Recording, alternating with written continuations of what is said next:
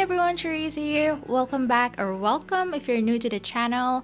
Today I am setting up my July bullet journal spreads. The second half of the year has begun this month, and I normally would upload a mid-year bullet journal setup, but I decided to just do it off camera because it's pretty late now. And yes, as you can see, I'm using a new dot grid notebook from Lila Journals. I'm using the A5 teddy bear design. It is the cutest notebook I'm using so far. I know you might be asking why I'm still moving into a new notebook despite skipping a couple months. The pages might have not been used for monthly bullet journal spreads, but I've used the pages for my ministry notes instead, so I was able to utilize them for those 2 months. You will see that anyway in my end of year flip through, so yeah, a new notebook is still a good idea.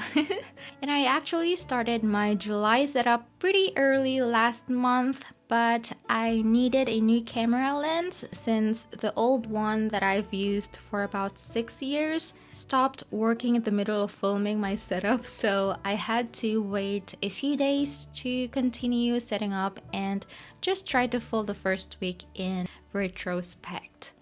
So yeah, I will be using watercolors and gouache for my illustrations in this setup. I'm using these paints from Holbein. As for the brushes, here are the sizes I might use. I say I might because the decision depends on the process and the illustrations I have in mind, so I just gathered the brushes I think I will need. You don't necessarily need to have tons of paint brushes, and also, since I'm using 2 mediums, I have brushes for the watercolors and the others for gouache. So I hope this does not overwhelm you. But honestly, you can just use either one of them, which I will mention again later.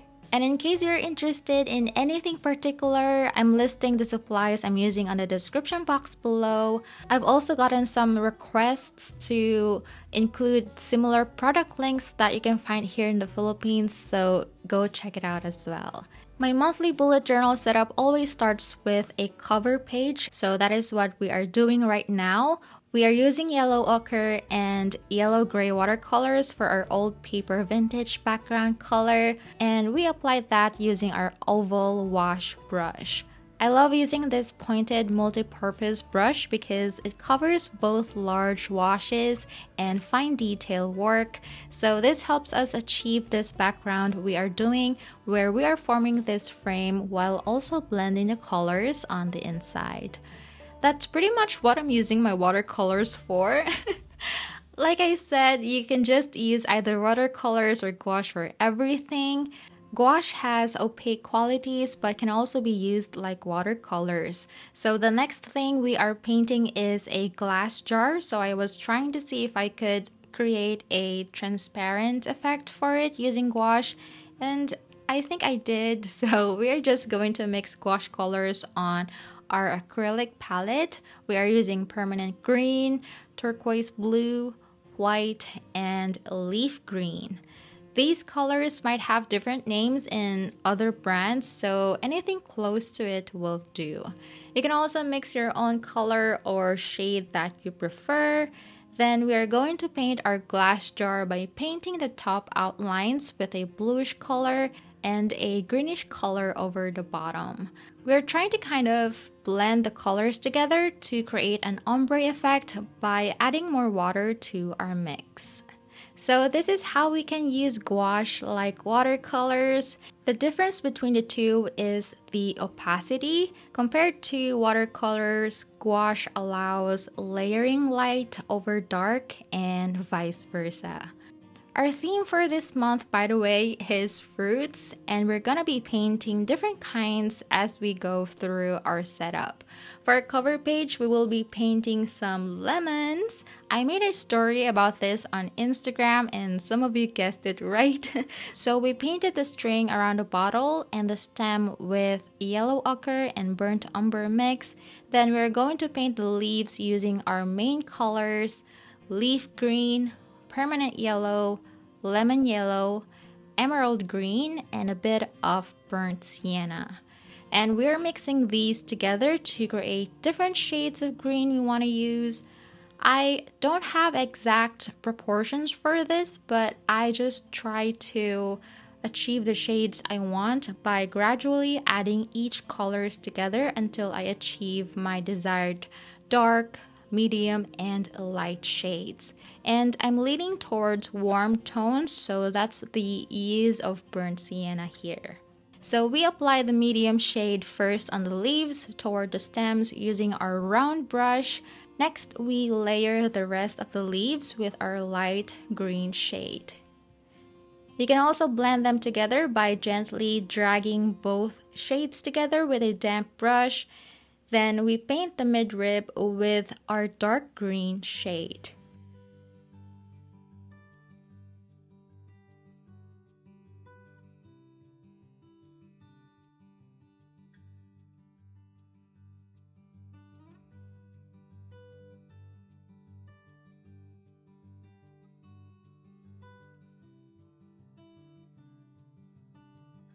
We also have some leaves on the inside of the bottle, so we can just do the same technique here.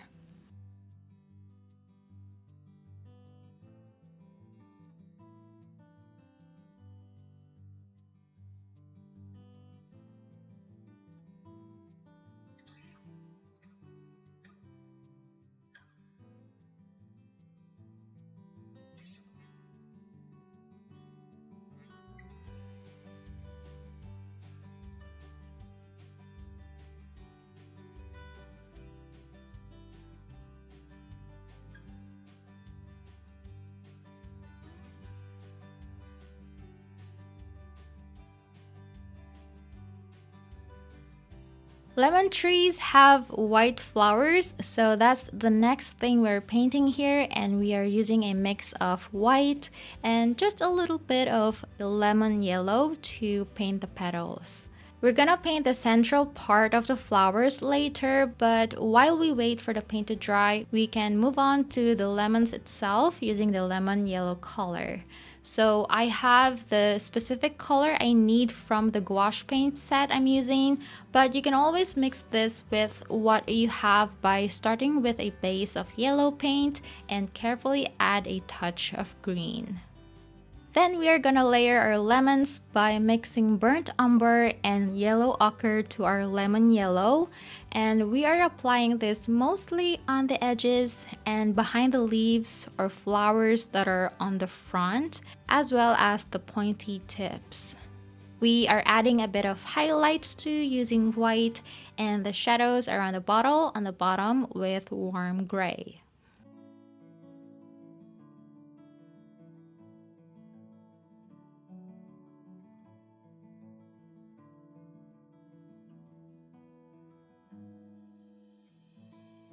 Now we can go back to our white flowers by painting the center using black with an almost dry detail brush, and the details on the petals with these little thin gray strokes.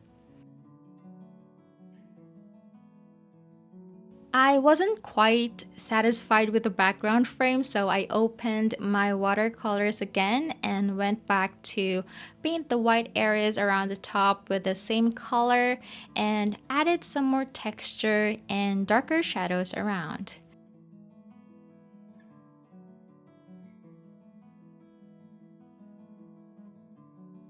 As for the July title, I'm using the fine tip of this brown Ohuhu brush pen to write the month and a huge numbers 07 under it. And that is our lemon cover page painting done. On the other side of our spread is my calendar. I also painted the same background from our cover, and I printed these colored grid boxes that kind of match the color scheme of the painting. You can of course just use your markers to create this, but if you have a printer, you can absolutely do this and just glue it on a page. Then we will just write our days and dates accordingly to complete this spread. Alright, moving on to the next one, we are going to do another painting. I used washi tapes to mask the sides of the size of the painting I want to go for.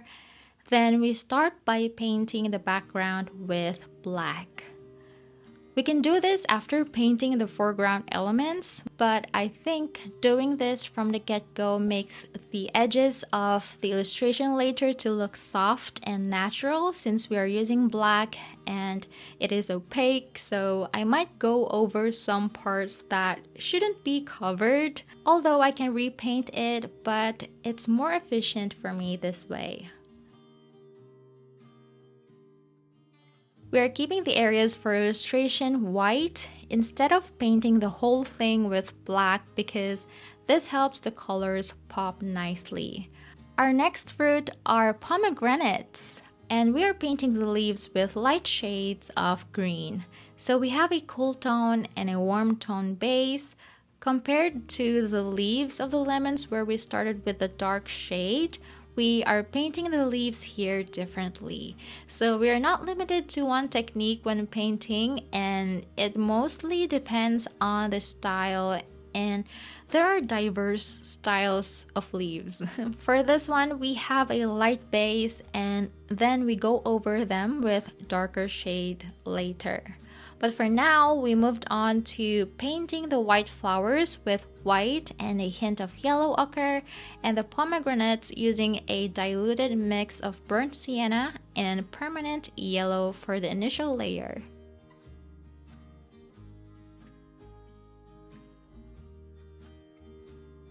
Then apply the next layer using red just around the sides and keeping some parts of the first layer on the middle. We also apply that by following the shape of the fruit and create some curvy strokes around.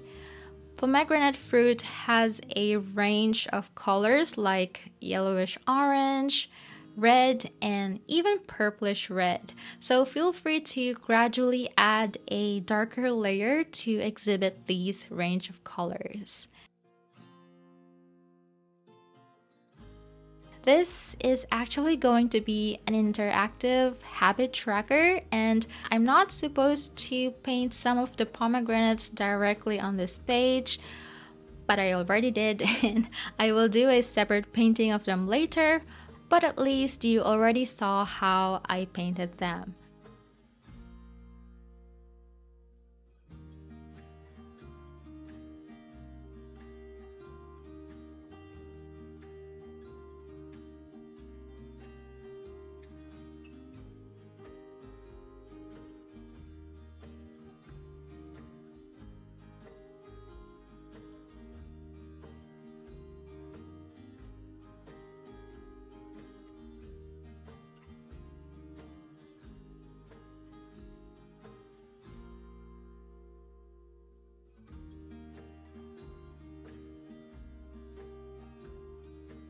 Right now, we are back to painting the details of our leaves using darker shades of green with our detail brush. As you can see, we are leaving a part of the light layer as our middle vein by painting parallel lines of dark green and the outward strokes on both sides of the blade. And we're pretty much doing the same steps all over again for all the leaves here.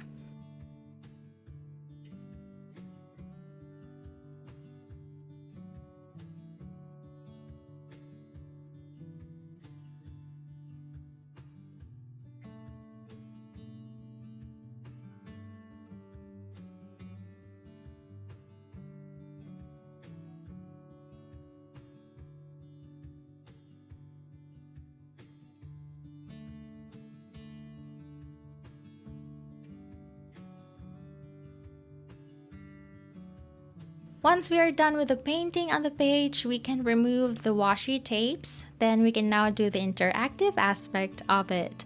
So we will need a separate paper for this. I'm just tearing one page from the back of the notebook and fold it in half. Then we're going to place the paper horizontally to paint the 3 large pomegranates that we have on our painting. You want to sketch these with the same size as much as possible and the direction each pomegranate are facing. The one part I wasn't able to paint earlier are the calyx or the crown-like shape on the top of the fruit, so we're going to paint those here. And we're just doing the same set of colors and steps.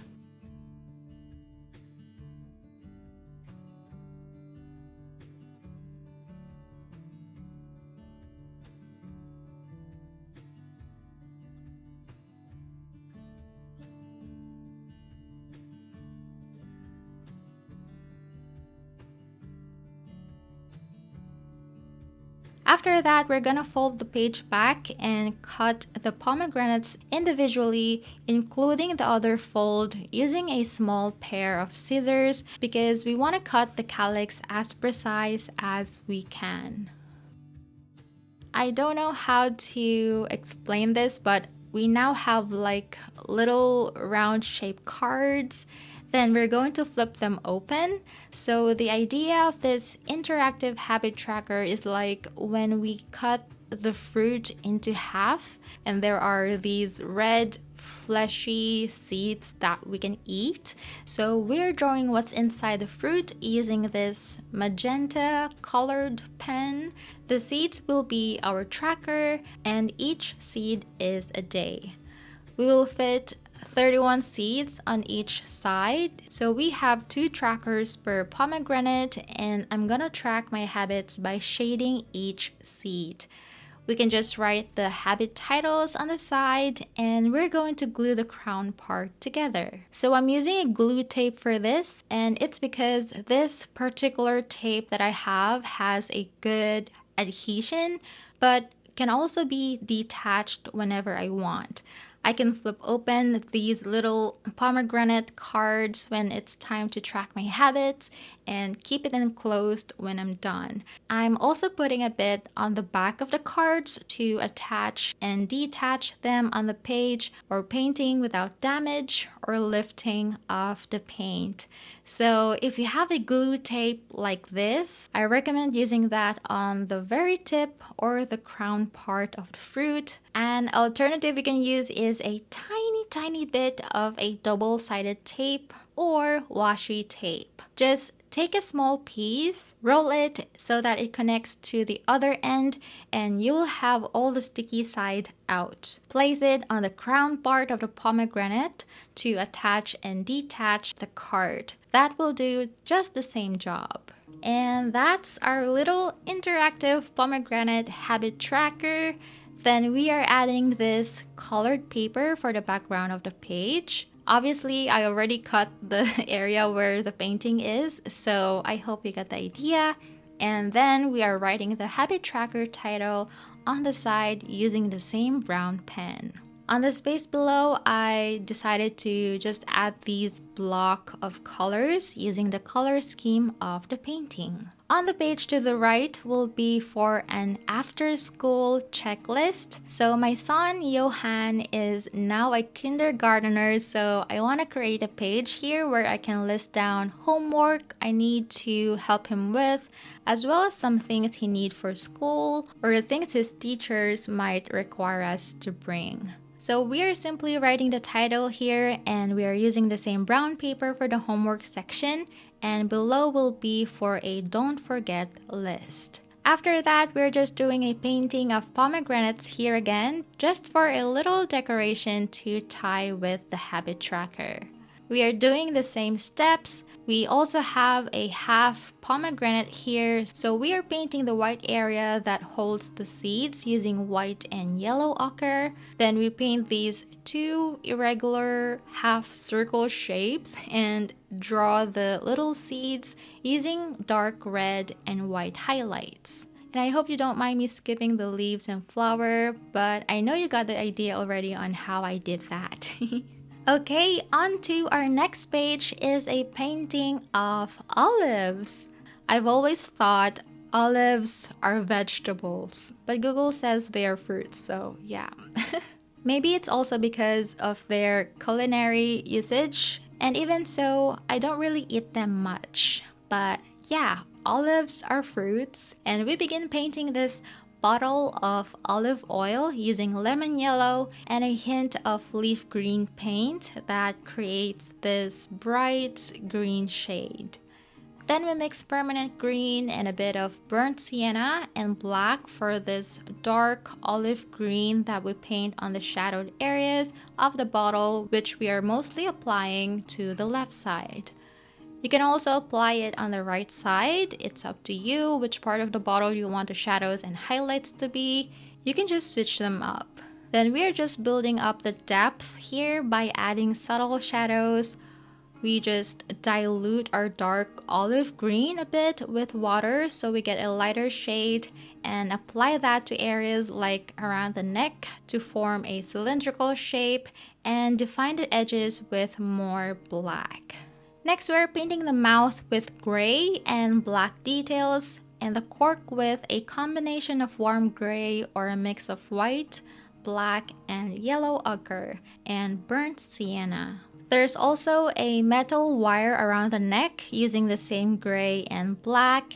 And to finish the bottle painting are our white highlights. So we're just loading our brush with a very pigmented white or an almost dry white paint and apply them around the dark areas. Of course, there has to be olives here, so we're painting them beneath the bottle. We're using the same bright green shade for the base of our olive shapes, or pretty much the same set of colors that we use for the bottle. Oh, I also forgot to mention that we actually started painting the shadows of the olives here with greenish gray tone, and you can do that after painting the olives as well, so no worries.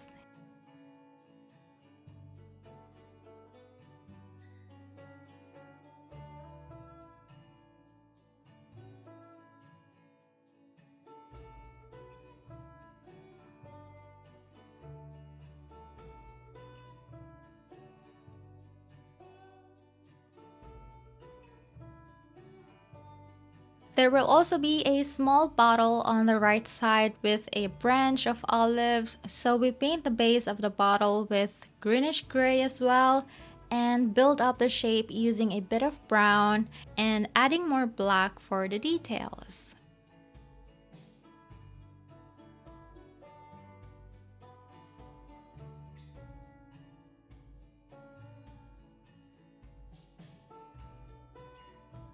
For the branch, I'm just using different shades of green for the leaves and varying the sizes where the leaves are bigger towards the bottom and it goes smaller for the new grown leaves.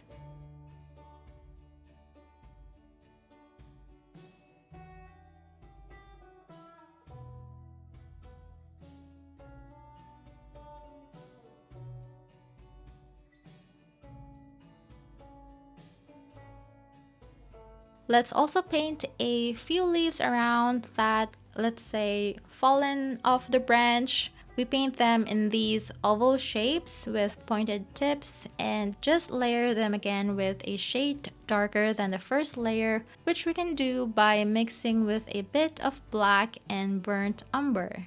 And apply them mostly on one side of the leaf from the tapered base, blending outwards.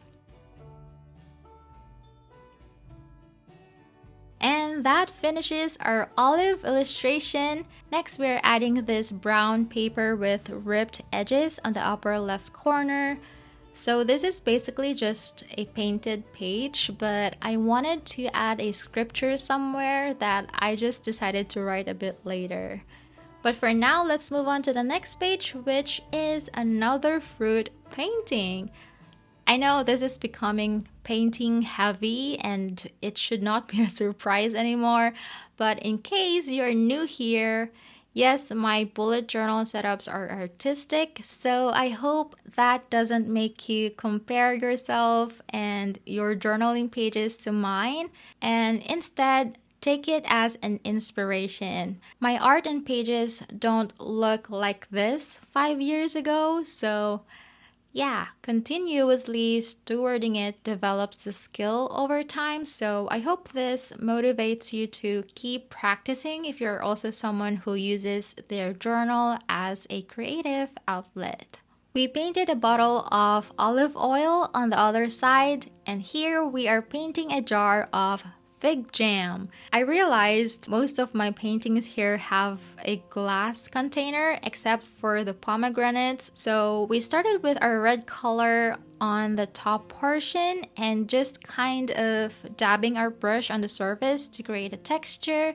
Then onto the rest of the bottle, we are using carmine. If you don't have that color, you can just mix red with a bit of purple, and we apply that using the same dabbing technique. Then we are going to layer the bottom area by mixing black and carmine, and we are also using this to paint the threads of the jar and to outline the shadows of the jam that is dripping on top. We are going to add more highlights later, but for now, let's paint some leaves and the figs itself. We paint the base of the leaves and the part of the stem on top of the figs with light green. Then we add some shading to our leaves using a medium shade of green and a darker shade for the veins. On the skin of our figs, we paint a light wash of carmine for the undertone, and we also have a sliced fig here where we paint the outer part of the flesh with a mix of white and yellow ochre.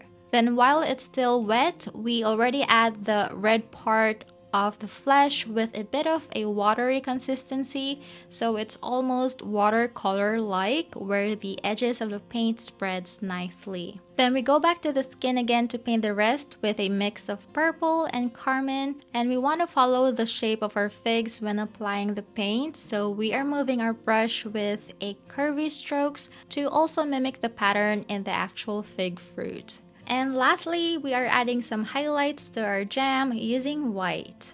After painting the figs and the jam, we are going to create a cutout around, so we're placing a cutting board behind and use our X-Acto knife to carefully cut the edges on the top and left side. The idea here is we are making a place where we can insert another folded sheet of brown paper. So we're not going to cut the whole thing, but we just marked how far we can cut using a pencil and just adjust when necessary. So I'm gonna be using the front page for my goals and focus of the month. We write the titles here accordingly, and I will be having 3 for each section and mark them with colorful boxes using our gouache paint. The inside will be for my weekly tasks, which I will show you in a moment. I almost forgot to write it, but I mentioned earlier that I wanted to write a scripture here. I considered writing on the back of this brown paper, but I wanted to be visible in a glance, so I thought I'll just write it on top of this ripped paper. So we are writing this verse from Matthew 7:16-20 about the tree and its fruit. So I've been vocal about my faith here and unashamedly sharing my testimonies and where I received complete freedom from over 20 years of bondage that I didn't realize I was oppressed for since I was a child, and many more, and where I received complete freedom from, or where the power of God is truly moving right now to heal the sick, cast demons out, and raise the dead, and that is at Fivefold Church, led by my now spiritual leader, Apostle Catherine Crick. And this is the only time I received next level kind of persecution because of this ministry and people commenting that she is a false teacher. Well, here is the perfect verse for it. You can identify false or true teachers, apostles, prophets, evangelists, or any servant of God by their fruits. Good fruit or bad fruit. Like probably most Christians today, I read this verse many times, but somehow the verse 15 before this saying, "Beware of false prophets," is the only phrase that stuck in my head, which I didn't include here because honestly, many people are stuck with this too and are blinded by the spirit of religion and the angel of light who wants to sound like God, to instill fear and confusion. But did you know that you can also be free of that completely, like I did? I received messages like, "I'm sad for you because you've been deceived." Like, bro, How can you be sad for someone who got healed and still healed until this day? For someone who is completely set free and is free indeed until this day? How can you be sad for someone who is showing the fruits of the Holy Spirit and is so on fire for Jesus? That's something to celebrate about, and that only shows the good fruits of the ministry and the person leading it. It means they are a true servant of God. And there are so many good fruits. The testimonies, they are uncountable and they are undeniable. Just because the Bible says, beware of false prophets, it doesn't mean that every servant of God who demonstrates his power that you see, you automatically call them false just because the teachings sound strange to you. Remember that they accused Jesus of the very same thing. They mocked him and called him all sorts of nasty things just because his teachings sounded different from what they read in the Torah. And he was not only preaching, he was demonstrating his power to heal the sick, cast demons out, and raise the dead. Even the apostles in the book of Acts, they also demonstrated the power of God to heal the sick, cast demons out, and raise the dead, and they showed so many good fruits. Jesus is the same yesterday, today, and tomorrow. So if he did it before, he can do it again. If he raised apostles before, he can raise apostles and prophets again today. Jesus commanded us to do the same things he did and greater, to preach that the kingdom of heaven is at hand and should be accompanied by signs and wonders. Matthew 10:7-8. These come together. This is the full gospel of Jesus Christ. Not just talking and talking and not doing the rest of it. I know many people who have been on the edge because of this will finally have their eyes and understanding to this simple revelation of God in His Word. I know more people who are hearing this will finally receive their healing and complete freedom like I did from where I received it. He said it in this verse, plain and simple, on how to identify true prophets. And I'm proudly saying that Apostle Catherine Kirk is a true servant of God. There is so much more of God to be found if we just humble ourselves that we don't know everything. And when we seek His kingdom. The kingdom of God is not a matter of talk, but of power. So if we seek where His power is moving, like my church, Fivefold Church, then all these things, abundance of peace and joy, complete freedom, healing, and everything else Jesus has paid for us on the cross in full, shall be added unto us.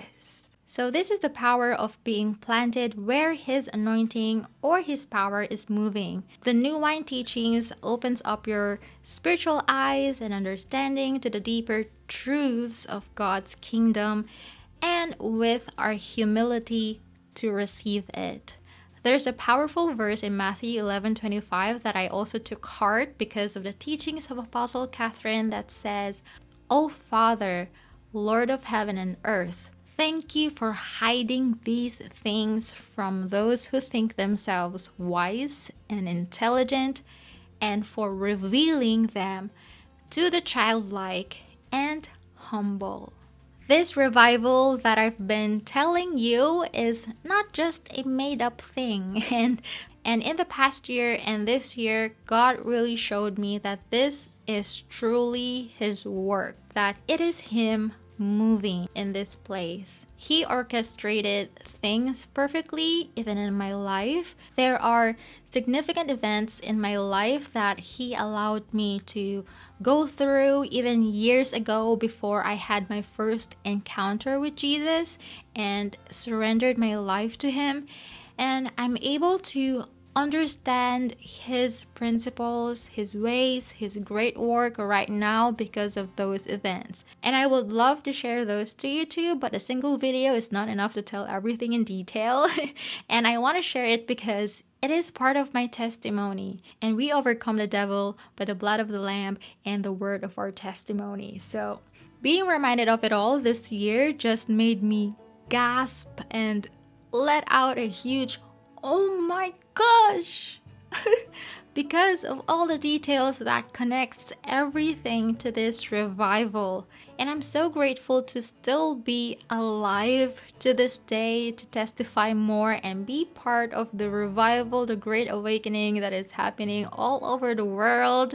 Because, bro, we are in the exciting times. It may seem like the enemy is winning because of the terrible things that we hear here and there, but let me tell you, this revival is so great, and the magnitude of it is something that we've never seen in the past, that it makes the enemy tremble, that he is doing everything he can to divert our focus to fear of the future. But the enemy is losing and we are winning.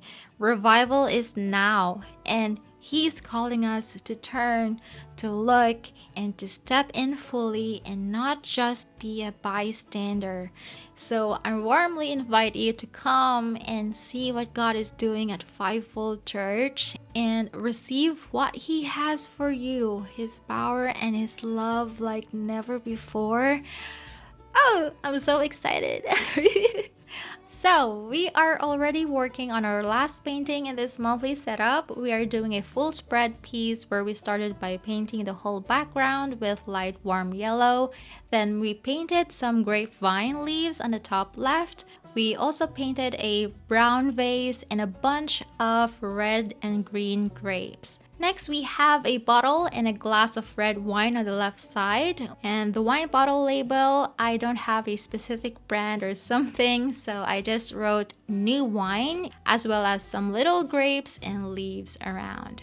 Our background is a concrete wall or like a stone wall, so we continued painting that with a mix of yellow ochre and burnt umber by creating these line textures. So I will be using the next empty pages for my ministry notes. I only have a very simple layout for that, which are just the title and the teachings for every Sunday. It's very straightforward, and I won't be including the step for that here anymore. But instead of writing ministry notes for the title, we are writing or painting new wine teachings. And I think that fits very well with the illustrations. And I think the theme of the illustrations in this entire monthly setup are biblical, except for the lemons on the cover page, which are not directly mentioned in the Bible, but for sure there is something related to it. But that finally completes our fruit-themed July 2025 bullet journal setup. So let's do a quick flip through of all the pages we made here. I hope you enjoyed this plan with me video and gave you some new ideas and inspiration, or maybe paintings to practice on your own monthly setup.